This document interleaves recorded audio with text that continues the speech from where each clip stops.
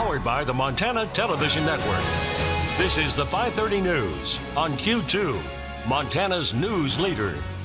Good evening and thanks for joining us a bit early tonight. I'm Jay Cohn. And I'm Jeanelle Slade. The death toll is rising as firefighters in California work around the clock to contain at least 21 wildfires burning in the state.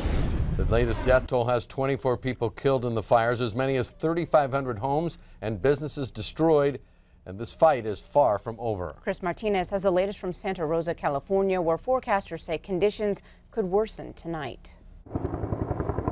4 days into the battle, firefighters in Northern California's wine country are desperately trying to get a handle of the flames.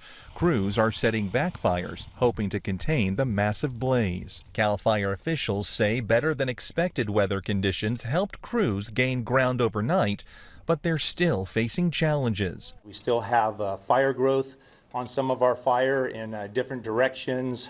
We have a threat that's continuing in multiple areas into structures. Authorities issued new orders for some homeowners to leave Wednesday as strong winds sent flames racing towards communities. The historic town of Calistoga now looks like a ghost town. The city's mayor wants to keep it that way. You will not be given life safety support at this point. You are on your own. If you're trying to visit Calistoga, you are not welcome. Dangerous winds have been whipping up on and off, not only in Napa, but in Sonoma County too. Despite the threat, officials here are sending targeted search teams into burned areas today to find hundreds of people still unaccounted for.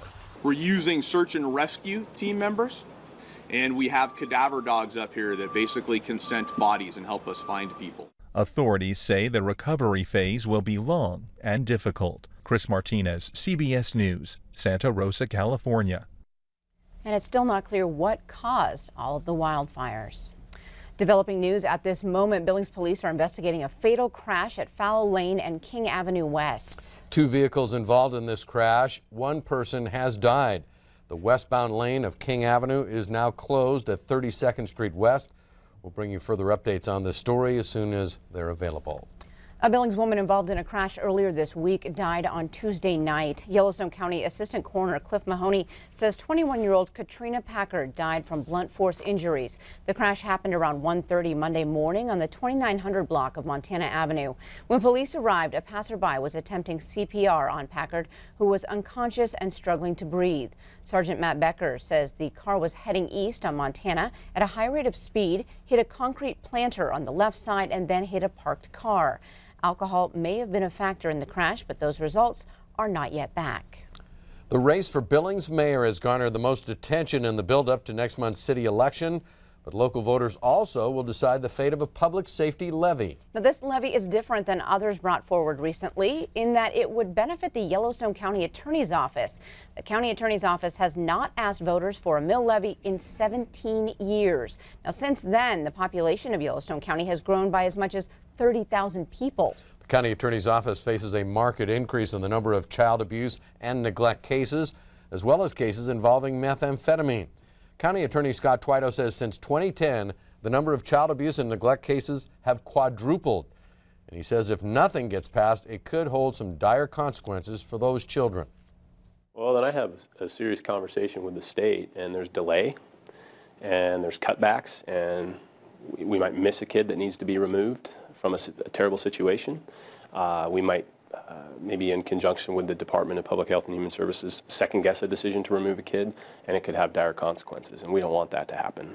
We want to do the best for those kids because they're kids, and that's, you know, if government can't protect kids, I think we've failed.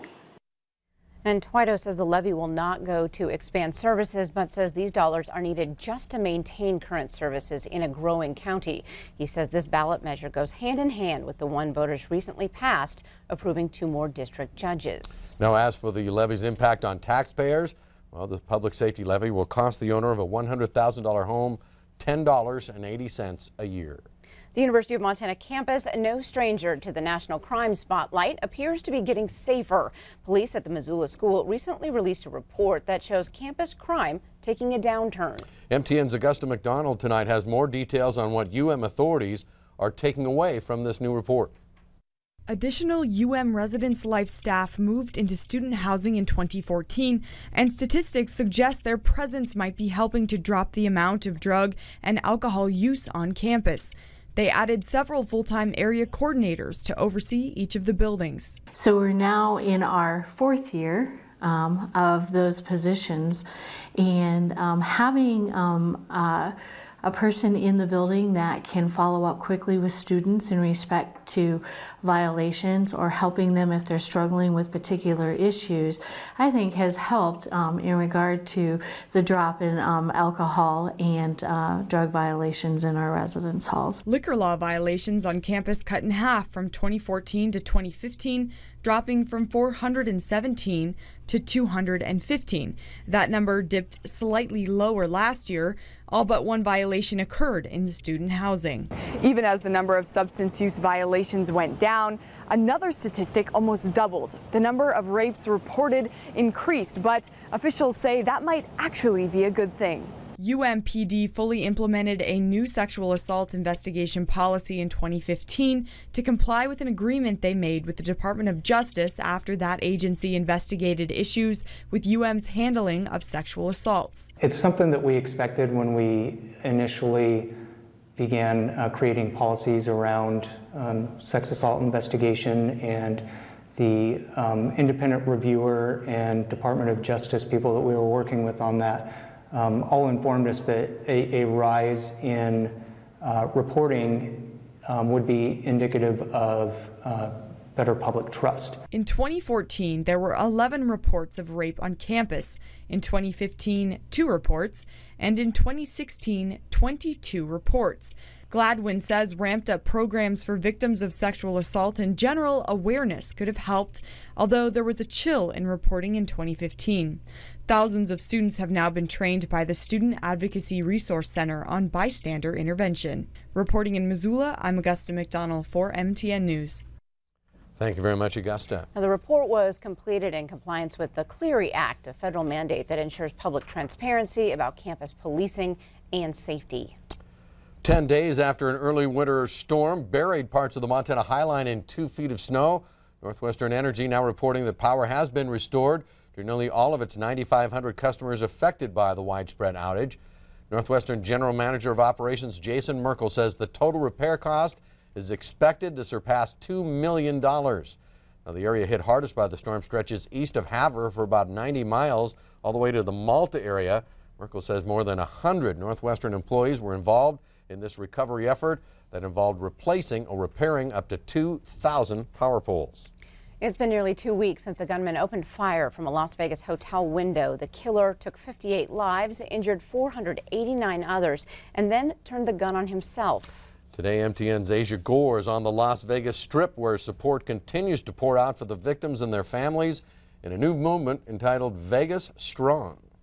Good evening. I'm standing outside the iconic Welcome to Las Vegas sign, which has now become the site of a memorial for the people killed in the Las Vegas massacre about 11 days ago. There are pictures and crosses, prayer candles lined up all around this sign. People coming in from all around the world to pay their respects and grieve those who they may not have even known killed in that awful attack.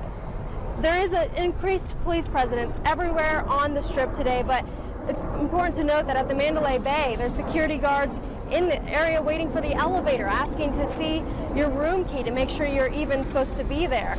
People are very quiet in the Mandalay Bay today, walking around, kind of a somber presence in that hotel today. The windows where the shooter unleashed his rampage, they're boarded up today, but just across the street and downstairs below, the investigation into that massacre continues.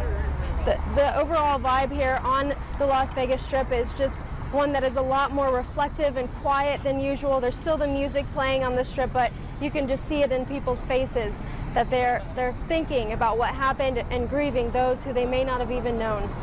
In Las Vegas, I'm Asia Gore, MTN News.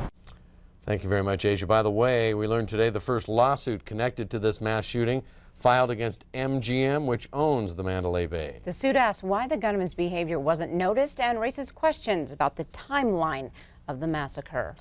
Flags here in Montana will fly at half-staff tomorrow to honor the late Montana First Lady Ann Stevens. The wife of former Governor Stan Stevens passed away Sunday of cancer at the age of 90. Governor Steve Bullock said he and his wife Lisa joined Montanans in honoring the life and legacy of First Lady Ann Stevens. The governor said, quote, Ann served the people of Montana with dignity and grace and will be remembered in the hearts of family, loved ones, and the entire state of Montana. Still to come on tonight's early news here on Q2, youth football stars have their heroes. How are the NFL protests affecting them? We'll take a look. And in sports, Scott checks in with Rockies football guys. They've needed late heroics to handle MSU Northern in their last 2 meetings.